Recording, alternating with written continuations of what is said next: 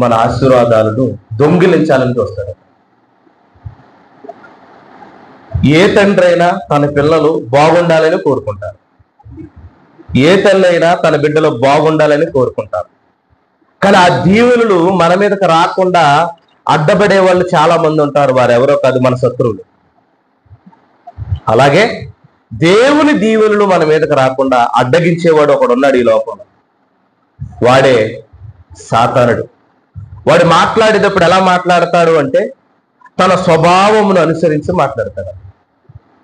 దేవునిలో నిలబెట్టడం కష్టమేమో కానీ పాడు చేయడం ఇట్టే పాడు చేసేస్తాడు.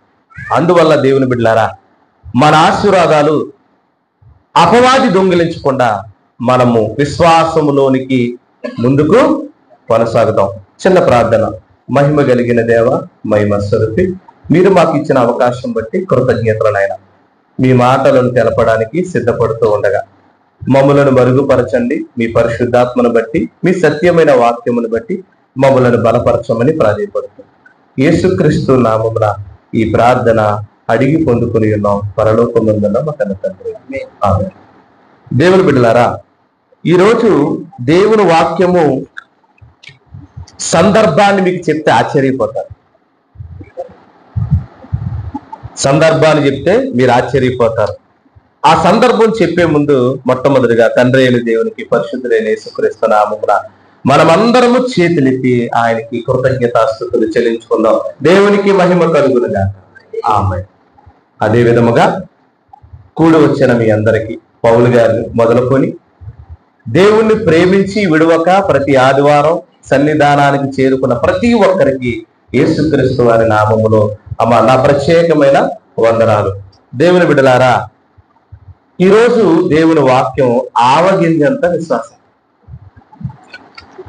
ఈరోజు దేవుని వాక్యం ఏంటమ్మా? ఆవగింజంత విశ్వాసం. మనమందరము కూడా యేసు ప్రభుని నమ్మిన తర్వాత ఆ విశ్వాసములో మనము చక్కగా ఉన్నామా లేదా అని ఆలోచించుకోవాలి. చాలా మంది ఏమనుకుంటారు అంటే, నేను క్రీస్తుని విశ్వసిస్తున్నాను, నేను దేవునిలోనే ఉన్నాను అని అనుకుంటాం. సాతానుడు కూడా ఎలాంటి వాడు అంటే, మనము దేవునిలో ఉన్నామన్నట్టుగా భ్రమపరిచి మనలను ఎక్కడికి తీసుకువెళ్ళిపోతాడు? వాడితో తీసుకువెళ్ళిపోతాడు. ఏమండి, ఇక్కడికి మనం అందరం చేరుకున్నాం కదా. మనలో కూడా దేవుని వాక్యం వినకుండా ఆటంకపరచడానికి సాతానుడు చాలా కుయుక్తులు ప్రదర్శిస్తాడు. మనం ఎందుకు వచ్చామో ఆ విషయాన్ని మర్చిపోతాం. మనం ఎందుకు వచ్చా అక్కడికి? దేవుని వాక్యాన్ని వినడానికి. కానీ ఇక్కడికి వచ్చిన సాతానుడు ఏం చేస్తాడంటే వాక్యం విననవడం. ఎందుకు వినడోడు? నీ ఆశీర్వాదాలు వాడు దొంగిలిస్తాడు, నీ జీవాన్ని దొంగిలిస్తాడు, నీ బ్రతుకును దొంగిలిస్తాడు. మీకు విషయం తెలుసా దేవుని బిడ్డలారా, మనం అందరం కూడా ఈ పాటికట గొప్పలం అయిపోవాలట. కానీ గొప్పలం కాకుండా ఉండిపోయామంటే అర్థం ఏంటి? గొప్పలు అనగానే ధనవంతులని అనుకోకండి. గొప్పలు అనగానే ఆస్తులు సంపాదించుకోవడం అనుకోకండి. గొప్పలంటే ప్రార్థనా జీవితం కలిగిన వాళ్ళు. గొప్పలంటే వాక్యాన్ని పఠించేవాళ్ళు, సమయం దొరికితే చాలు వాక్యం చదువుకునేవారు. గొప్పలు ఎవరంటే దేవుని కార్యక్రమాల్లోని ఎక్కువగా ఉత్సాహం చూపించేవారు. గొప్పలు ఎవరంటే ఏమేలాగా శ్రేష్టంగా దేవుణ్ణి గణపరచాలనుకునేవారు. గొప్పలు ఎవరంటే అబ్రహాములాగా కుమారుని అడిగినా కూడా దేవునికి ఇచ్చేద్దామనుకునేవారు గొప్పవాళ్ళు. మీకు విషయం తెలుసా? ఆ గొప్పతనం మీలో ఉంటే సర్వ సంపదలు మీవే. దేవునికి మహిమ కలుగును గాక. అంటే ప్రార్థన కన్నా డబ్బు ఎక్కువేటండి? ప్రార్థన కన్నా ఆస్తులు ఎక్కువండి? లేదు దేవుని బిడ్డలారా, ఎన్ని ఆస్తులు సంపాదించినా మనశ్శాంతి లేకపోతే నీకు మనశ్శాంతినిచ్చేది దేవుని యందు నిరీక్షణ, ప్రార్థన. దేవునికి మహిమ కలుగును గాక. అందువల్ల మనం విశ్వాసం కలిగి ఉన్నామని మనం అనుకుంటాం. కానీ భక్తుడు ఏమని చెప్తున్నాడో ఒకసారి ఆలోచన. కొరింథీయులకు రాసిన 2వ పత్రిక 13వ అధ్యాయము 5వ వచనం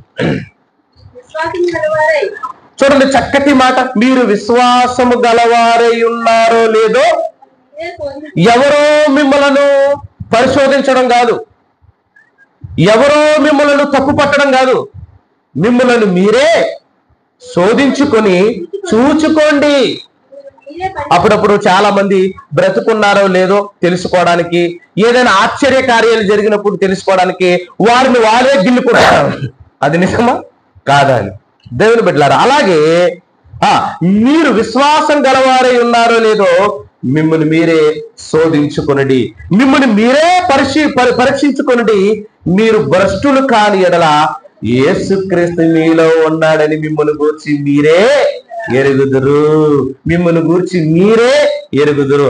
అప్పుడు అనుకోవాలి దేవుని బిడ్డలారా, అమ్మయ్య నేను విశ్వాసం కలిగే ఉన్నాను అని. మీరు క్రీస్తునందు ఉన్నారు, మీరు క్రీస్తునందు ఉన్నారనుటకు గుర్తులేటో తెలుసా? క్రీస్తున్న చోట, క్రీస్తు ప్రకటిస్తున్న చోట ఎన్ని బాధలున్నా, ఎన్ని కష్టాలున్నా, ఎన్ని ఇబ్బందులున్నా మీరు క్రీస్తు మాట దగ్గరకు చేరిపోతారు. క్రీస్తు మాట దగ్గరకు చేరిపోతారు. నిన్ను ప్రేమించిన దేవుడు సిలువెక్కాడు. నిన్ను ప్రేమించిన దేవుడు నీ కొరకు తన ప్రాణాన్నే ఇచ్చేశాడు. ఇప్పుడు ఆయనను ప్రేమించేవాడు ఎక్కడుంటాడు? ఆయనను ప్రేమించేవాడు ఎక్కడుంటాడమ్మా? ఆయన ఎక్కడుంటాడో అతడు కూడా అక్కడే ఉండాలనుకుంటాడు. ఆయన సన్నిధే అతనికి ప్రధానం, అతనికి ప్రధానం. దేవుని బిడ్డలారా, ఏమండి, ప్రేమించామనుకోండి, ప్రేమించిన వ్యక్తి దగ్గరే ఉంటాం. అలాగే దేవుణ్ణి ప్రేమిస్తే దేవుని దగ్గరే ఉంటాము, చేరుకుంటాము, ఆయనను మనము ఘనపరుచుకుంటాం. దేవుని బిడ్డలారా, మీరు విశ్వాసం కలిగి ఉన్నారో లేదో మిమ్మల్ని మీరే పరీక్షించుకోండి. ఎందుకు పరీక్షించుకోమంటున్నాడు తెలుసా దేవుని బిడ్డలారా? ఆదికాండం 1వ అధ్యాయంలో దేవుడు రాస్తున్న మాటలు చూస్తే మనం ఆశ్చర్యపోతామండి. ఏమని రాస్తున్నాడు? 1వ అధ్యాయము 1వ వచనము, ఆదియందు దేవుడు భూమి ఆకాశములను సృజించాడు. భూమి నిరాకారముగాను శూన్యముగాను ఉండెను, చీకటి అగాధ జలముల పైన కమ్మియుండెను. అప్పుడు ఆ యొక్క దేవుని ఆత్మ జలముల పైన అల్లాడిపోతుంది. దేవుని బిడ్డలారా, అక్కడ రాయబడిన మాటలకి మనకి చాలా దగ్గర సంబంధం ఉంటుందండి.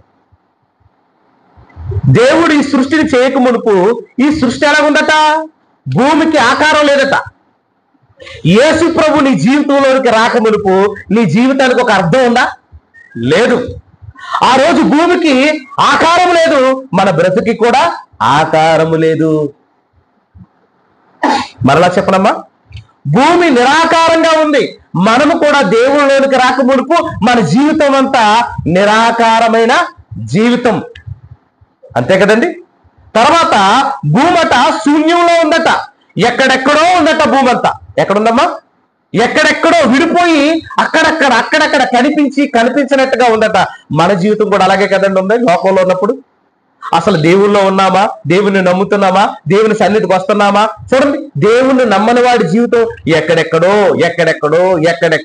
వాడికి స్థిరమైన నివాసము ఉండదు. శూన్యముగా అన్నాడు. 3వ మాట ఏంటి తెలుసా? చీకటి అగాధ జలము మీద కమ్మియుండెను. ఇక మన బ్రతుకంతా ఎందులో ఇమిడిపోయింది? చీకటిలో, పాపములో ఉండిపోయాం. ఎక్కడ ఉండిపోయామండి? పాపములో ఉండిపోయాము.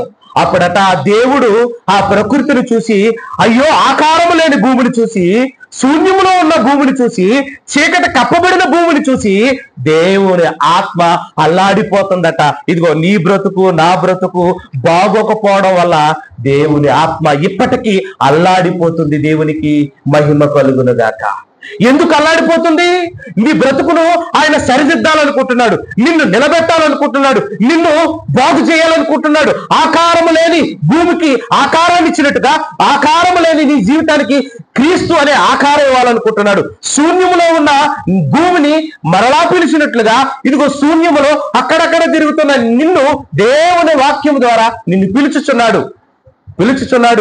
పిలువబడిన తర్వాత అగాధములోను చీకటిలోను జలముల మీద మనం ఎంతో, దేవుని బిడ్డలారా, ఇదిగో మన బ్రతుకు మీద చీకటి కమ్మి ఉంది. అదంతా చూసి దేవుని ఆత్మ అల్లాడిపోతుంది. అంటే నీ బ్రతుకు కొరకు నా బ్రతుకు కొరకు దేవుని ఆత్మ ఏమవుతుందో తెలుసా? అల్లాడిపోతుంది. ఏమంటే ఈ వాక్యం చదివినప్పుడు అండి నా గుండెలు గుబ్బేయమన్నాయండి. నిజం దేవుని బిడ్డలారా, నిజమే కదా. భూమికి ఆకారం లేకపోతే విత్తనాలు విత్తబడతాయా? పంట మన చేతికి వస్తుందా? ఏమంటే నదులు ఉంటాయా? జీవరాశులు ఉంటాయా? అంటే ఆకారం లేని భూమి మీద ఏమి ఉండవు. ఆకారం ఉంటే అంతా ఫలిస్తుంది. అలాగే ఆకారం లేని జీవితంగా మనం ఉంటే మనం దేనికి పనికిరాము. ఆకారం కలిగిన వ్యక్తిగా క్రీస్తునందు భద్రపరచబడితే మనలో అనేకమైన ఫలములు ఫలిస్తాయి. మీకు విషయం తెలుసా? భూమి ఎంత ఫలించినానండి, మనిషి చేసే మంచి క్రియ ముందు భూమి ఫలాలు చాలా తక్కువ. దేవునికి మహిమ కలుగును గాక. మరలా చెప్తున్నాను, భూమి సర్వ సంపదతో అది ఫలిస్తుంది. అంతకన్నా గొప్పవాడు ఎవడంటే దేవునిలో ప్రార్థన జీవితం కలిగి ఉండి దినదినము చిన్న చిన్నగా ఫలించడానికి ఎవరైతే ఇష్టపడతారో వారు భూఫలము కన్నా వారి యొక్క జీవిత ఫలమే దేవునికి ఇష్టం. దేవునికి ఇష్టం అండి. ఆమేన్. దేవునికి ఇష్టం. ఆయన భూమిని చూడడం లేదు, నిన్ను నన్ను చూస్తున్నాడు. ఆయన భూమి బాగుపడాలని కాదు, నీ బ్రతుకు నా బ్రతుకు బాగుపడాలని చూస్తున్నాడు. అంతేనండి. ఆది కాండంలో 1వ అధ్యాయంలో ఏం రాశాడండి దేవుడు? నిరాకారము. నిజమే కదండి, మన జీవితానికి ఒక ఆకారం లేదు. శూన్యంలో ఉన్నాం. అలాగే మన బ్రతుకు మీద చీకటి కమ్మిందంటే పాపము కమ్మేసింది. దేవుని బిడ్డ, పాపం కమ్మేసింది. అందువల్ల దేవుడు ఈ రోజు మనతో మాట్లాడుతున్నాడు. ఇంత భయంకరమైన పరిస్థితుల్లో నిన్ను నా మాట ప్రకారం పిలిచాను గనక నువ్వు విశ్వాసం కలిగి ఉన్నావో లేదో నిన్ను నువ్వే పరిశీలించుకో. నేను మిమ్మల్ని పరిశీలించక్కర్లేదు, మిమ్మల్ని మీరే పరిశీలించుకోండి. నేను విశ్వాసం కలిగి ఉన్నానో లేదో నన్ను నేనే పరిశీలించుకోమని వాక్యము చెబుతూ ఉంది. దేవుని బిడ్డలారా, ఒకవేళ పరిశీలించుకుంటే నాలో ఎవరున్నారని నాకు తెలుస్తుంది. యేసు ప్రభు నాలో ఉన్నాడని ఖచ్చితంగా తెలియబడుతుంది. ఇంతకీ ఇంత విశ్వాసము, అలాగే పరీక్ష, అలాగే నిరాకారమైన జీవితం కలిగిన మన బ్రతుకులలో ఎంత పాటి విశ్వాసం ఉండాలో ఒకసారి ఆలోచించేద్దాం. ఏమంటే నిజంగా ఈ వాక్యం విన్నప్పుడు అండి, ప్రభువా మేము ఇప్పుడు ఆశీర్వదింపబడాలన్నమాట, కానీ మేము ఆశీర్వదింపబడకపోవడానికి ఇంకా చాలా చిన్న స్థితిగతుల్లో ఉండడానికి, భక్తిలో కూడా సరిగా ఉండకపోవడానికి గల కారణం ఏంటో దేవుడు చెప్పేశాడండి. లూకా సువార్త 17వ అధ్యాయము 5 నుంచి 6 వచనాలు ఒకసారి మనం చదువుకుందాం. లూకా సువార్త 17వ అధ్యాయము 5-6 వచనాలు. అపోస్తులుడు ఎవరు? యేసు ప్రభువును నమ్మిన వారు. మా విశ్వాసము, ఇక్కడ మనము కూడా ఆయన బిడ్డలమే కదండి, ఆయన విశ్వాసులమే కదండి.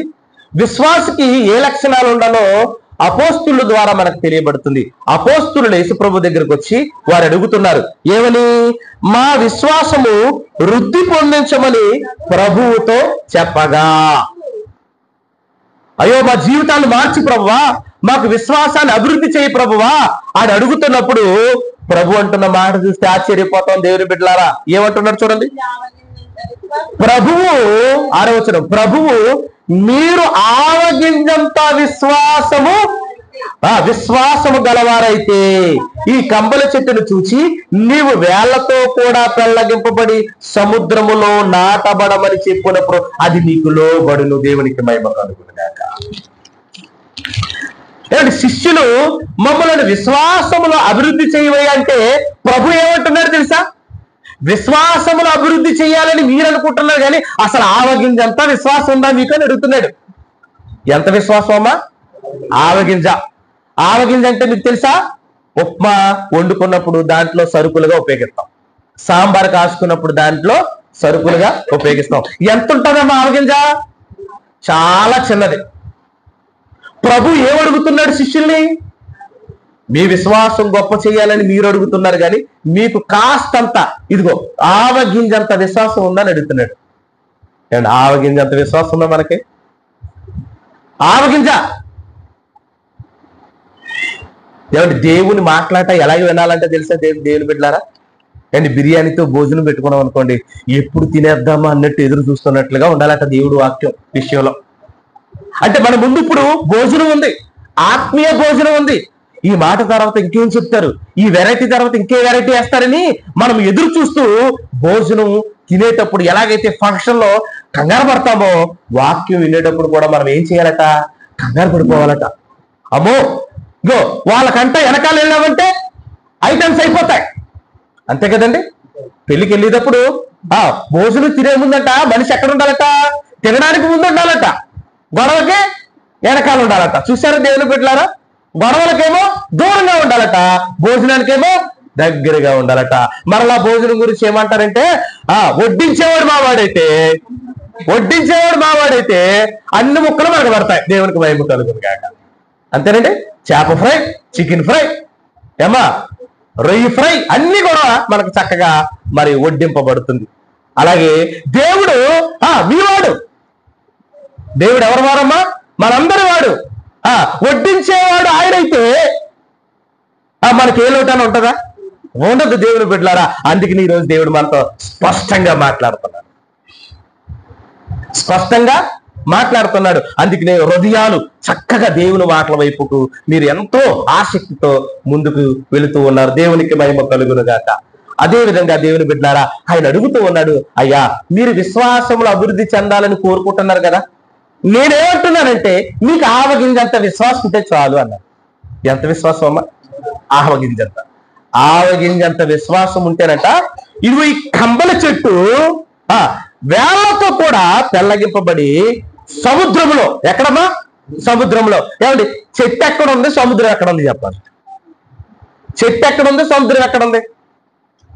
వేళ్లతో కూడా పెళ్లగింపబడిపోయి వెళ్ళిపోద్దా అన్నాడు. ఇప్పుడు ఆవగింజంత విశ్వాసం ఉంటే, దేవుని బిడ్డలారా, ఆవగింజంత విశ్వాసం ఉంటేనండి ఈ రోజు మన బ్రతుకులు ఎలా ఉంటాయి తెలుసండి, ఆశ్చర్యకరంగా ఉంటాయి. ఆశ్చర్యం. నన్ను చూస్తే మీకు ఆశ్చర్యము, మిమ్మల్ని చూస్తే నాకు ఆశ్చర్యము. ఏంటి ఈ కుటుంబంలో ఇన్ని కార్యక్రమాలు ఎలా జరుగుతున్నాయంటే వారికి ఆవగింజంత విశ్వాసం ఉంది. ఎంత విశ్వాసం ఉందమ్మా? ఆవగింజంత విశ్వాసం ఉంటే చెట్టు ఏర్లతోనే పైకి వచ్చేస్తుంది అన్నాడంటే, ఆవగింజంత విశ్వాసం ఉంటే నీ బాధలు నా బాధలు ఎక్కడికో పోతాయి. 75 ఏళ్ల నింటండి దుబాయ్లో వర్షమే కురలేదట. ఎన్ని సంవత్సరాలమ్మా? 75 సంవత్సరాల నుంచి దుబాయ్లో వర్షం అంటే తెలియదట. కానీ కొన్ని రోజుల క్రితం అండి భారీ వర్షాలు కురిసేసాయి. ఒకే ఒక్క రోజులో మొత్తం దుబాయ్ అంతా మునిగిపోయిందండి. ఇది ఆశ్చర్యం కాదా? ఎడారి ప్రాంతంలో వర్షం ఏంటండి? దేవుడు అనుకుంటే ఏదైనా జరిగిస్తాడు. దేవునికి మహిమ కలుగును గాక. దేవుడు అనుకుంటే ఏదైనా జరిగిస్తాడు. ఇదిగో కంబల చెట్టి సముద్రంలో పడిపోద్దు, నువ్వు ఆవగింజంత విశ్వాసం కలిగి ఉండంతే. ఆయన గొప్ప విశ్వాసం అనడం లేదు, ఆవగింజంత. ఉందా మనకు ఆవగింజంత విశ్వాసం? మరో మాట కూడా తెలియజేస్తున్నాడు, చూడండి దేవుని బిడ్డలారా. మార్కు సువార్త 11వ అధ్యాయము 22-23 వచనాలు. అందరూ బైబిల్ తెరవండి. చాలా మంచి మాటలండి, చాలా మంచి మాటలు ఈరోజు దేవుడు మనతో మాట్లాడుతున్నాడు. ఇది మనం గొప్ప వాళ్ళమని కాదండి, దేవుడు తన గొప్ప ప్రేమను మనకి వెల్లడిపరుస్తున్నాడు. అందుకు యేసు వారితో ఇట్లనెను, మీరు దేవుని యందు విశ్వాసం ఉంచండి. ఎవరైనాను ఈ కొండను చూచి, ఇది ఎత్తబడి, అక్కడేమో కమ్మల చెట్టు అంటున్నాడు, ఇక్కడేమో కొండని చెప్తున్నాడు. ఈ కొండ ఎత్తబడి సముద్రములో పడవేయబడును అన్నాడు. అంటే కొండ ఎత్తబడి సముద్రంలో పడిపోద్దా? దేవుని బిడ్డలారా, పడిపోతుంది. ఎప్పుడు? ఆవగింజంత విశ్వాసం ఉంటే. దేవుని బిడ్డలారా, ఇదిగో భక్తులందరూ కూడా ఆవగింజంత విశ్వాసంతోనే అనేకమైన సూచక క్రియలు, అద్భుత క్రియలు చేశారు. దేవునికి మహిమ కలుగును. ఏంటి కొండంత అంటే ఏంటో తెలుసా? అండ్ మన ప్రాబ్లమ్స్ ఎలా ఉంటాయి చెప్పండి, మన శ్రమలు ఎలా ఉంటాయి చెప్పండి. మన శ్రమలు కొండల్లాగా ఉంటాయి కదండి, పర్వతాల్లాగా ఉంటాయి కదండి, బరువుగా ఉంటాయి కదండి. ఆ సమస్యల గురించి చెప్తున్నాడు దేవుడు. ఆ సమస్యల గురించి చెప్తున్నాడు. కొండ లాంటి సమస్య మీ కళ్ళ ముందుంటే ఈ సమస్య తీసేమని ఆవగింజంత విశ్వాసం చూపించమంటున్నాడు. దేవునికి మహిమ కలుగును గాక. ఇల్లు కట్టుకోలేకపోతున్నావా? ఆవగింజంత విశ్వాసం ఉంచుకో. నీ అనారోగ్యం పోవడం లేదా? ఆవగింజంత విశ్వాసం కలిగి ఉండు. నీ అప్పులు తొలగడం లేదా? ఆవగింజంత విశ్వాసం కలిగి ఉండు. కొండే పెళ్ళగింపబడి సముద్రంలో పడిపోతుంది. ఎందుకు తెలుసా? దేవుని బిడ్డలారా, మనకు ఆటంకంగా ఉన్నవన్నీ దేవుడు సముద్రంలో పారవేస్తాడు. నీకు దేవుని యందు భయభక్తులు కలగడానికి నీకు విరోధముగాను నీకు ఆటంకముగాను ఉన్నవన్నీ కూడా నువ్వు ఆవగింజంత విశ్వాసం కలిగి ఉంటే వాటిని తీసేస్తానన్నాడు. దేవునికి మహిమ కలుగును. యేసన్న గారి దగ్గరికి ఒక ఆవిడ వచ్చి మాట్లాడుతూ ఉందట యేసన్న గారితో. ఏమని మాట్లాడుతుందంటే, నా కూతురికి గర్భసంచిలో నిమ్మకాయంత సైజులో కాయలు ఉన్నాయండి. డాక్టర్ గారు పరిశీలించి ఇవి క్యాన్సర్కి సంబంధించినవి చెప్పారండి. అవి తగ్గాలని ప్రార్థన చేయండి అని యేసన్న గారి దగ్గరికి అమ్మగారు వచ్చి చెప్పారట. ఎవరమ్మగారు? ఆ కుమార్తె యొక్క అమ్మగారు. ఇప్పుడు వాళ్ళ అమ్మగారు అయిపోయిన వెంటనే ఈవిడొచ్చింది. ఈవిడ ఎలాగొచ్చిందంటే, మంచిగా రెడీ అయ్యి లిప్స్టిక్ పూసుకొని చక్కటి పట్టు చీర కట్టుకొని ఆయన దగ్గరకు వచ్చిందట. యేసన్న గారి దగ్గరకు వచ్చి నేను ఆశీర్వదింపబడాలని ప్రార్థన చేయమన్నదట. ఇప్పుడు వాళ్ళ అమ్మగారు ఏం చెప్పారు? చాలా ఇబ్బంది పడుతుంది, తన జీవితం ఏమవుతుందో, నా కుమార్తె జీవితం అని ఆమె బాధతో చెప్పాడు.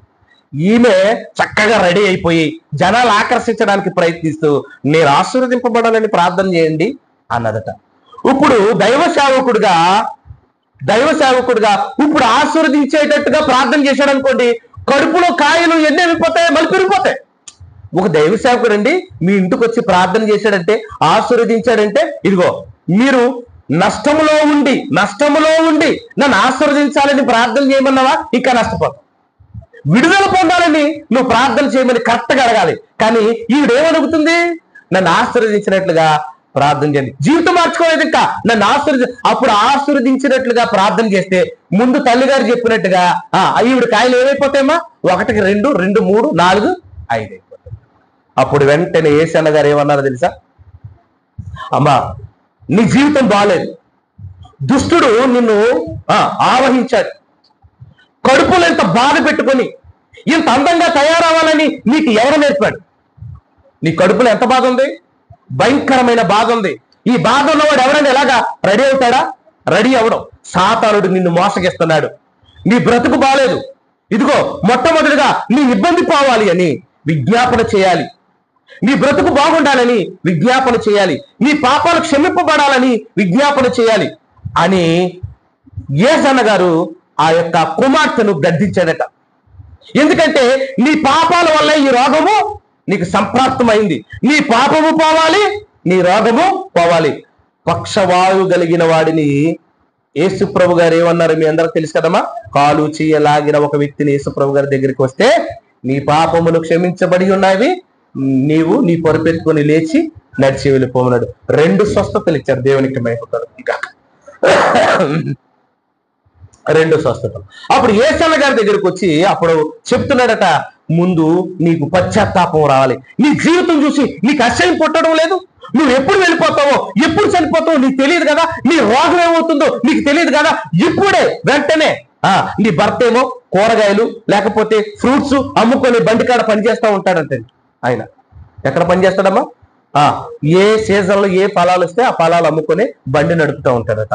భర్త అలా బయట వెళ్ళగానే, భర్త అలా బయటికి ఎప్పుడుకో వస్తాడు కదండి, ఇలా బయటికి వెళ్ళగానే ఈమె పాపం చేయడానికి వెళ్ళిపోయేదట. చూసారు దేవుని బిడ్డ? భర్త ఏమో కష్టపడుతున్నాడు, భార్యకేమో చెప్పలేని ఇబ్బంది వచ్చిందట. ఆ ఇబ్బందిని బట్టి ప్రార్థన చేయమన్నాడట. ప్రార్థన చేయి, నువ్వు నీ బ్రతుకు మారాలి. ముందు ఏం మారాలమ్మా?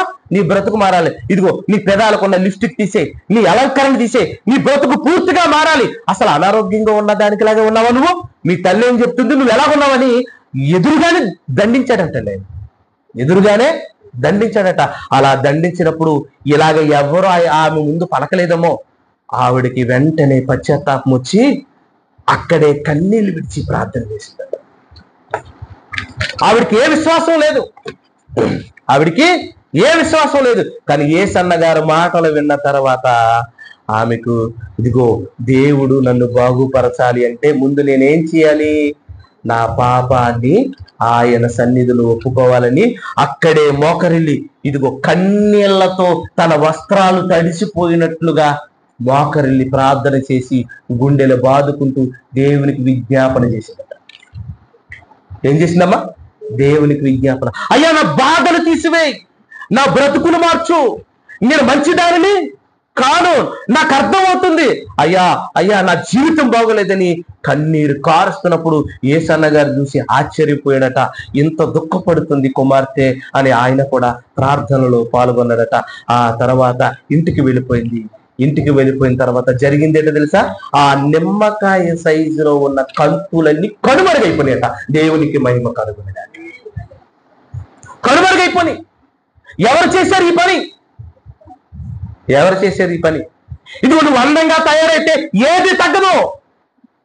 దేవుని దగ్గర ఎలా తగ్గించుకోవాలో నేర్చుకోవాలి, ఏం అడగాలో నేర్చుకోవాలి. ఇదిగో నేను ఆశీర్వదింపబడాలని ముందు అడగడం కాదు, నా బ్రతుకు మారాలని అడగాలి. దేవుని బిడ్డలారా, ఆవగింజంత విశ్వాసం ఎంత కార్యం చేసిందండి. ఆవిడ ఏమాత్రం విశ్వాసం కలిగినది చెప్పండి?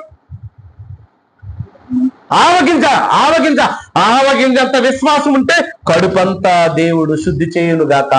ఆమేన్. ఆవగింజంత విశ్వాసం ఉంటే నీ బిడ్డలకు ఉద్యోగాలు వస్తాయి. ఆవగింజంత విశ్వాసం ఉంటే నీ కుటుంబం అంతా బాగుపడుతుంది. ఈరోజు దేవుడు ఏమని మాట్లాడుతున్నారో తెలుసా? అమ్మా, నా తల్లులారా, నా చెల్లెళ్ళారా, నా కుమార్తెలారా అని మాట్లాడుతూ అంటున్న మాట తెలుసా? అమ్మా, మీకు ఆవగింజంత విశ్వాసం ఉందా అని అడుగుతున్నారు. ఆవగింజంత. ఏమండి, మనం అందరం కూడా చాలా ఇబ్బందుల్లో ఉన్నాం కదండి, చాలా సమస్యలో ఉన్నాం కదమ్మా. ఉన్నాం. ఎందుకున్నాం?